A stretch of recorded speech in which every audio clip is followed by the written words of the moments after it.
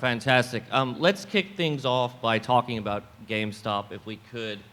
How much of an anomaly was that in terms of retail investor participation?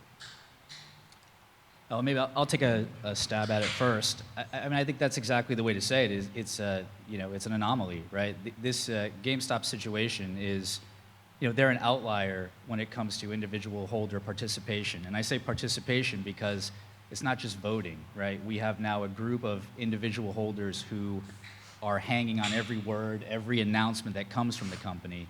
Every tweet. Right, every 2 weeks. And it's like having a rabid fan base, right? They have a really highly engaged, to say highly engaged shareholder base is probably even an understatement. And a lot of these other meme stocks obviously do as well. And I think part of that comes with the age group a little bit. Obviously, that ranges, but an interesting part from the PR, more of the PR communication side of things, is that we were just talking about how involved the shareholders were.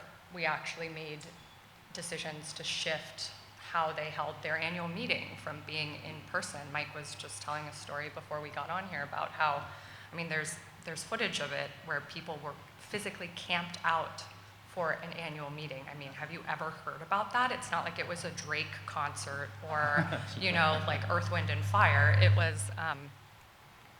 It was a shareholder meeting. I think for a good amount of the GameStop shareholders, what was instrumental was the ability to organize online really easily.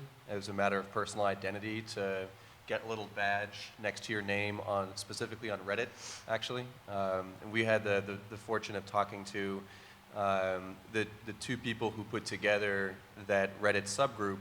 And when they were kicked off of the original group where over 1.5 million people congregated and merged to another group on Reddit, 750,000 people over the course of a week sent screenshots of their brokerage accounts to 2 guys in the Midwest to get them to manually verify that they were shareholders of GameStop so that they could get a virtual badge next to their name on a website. So it was a pretty interesting kind of convergence.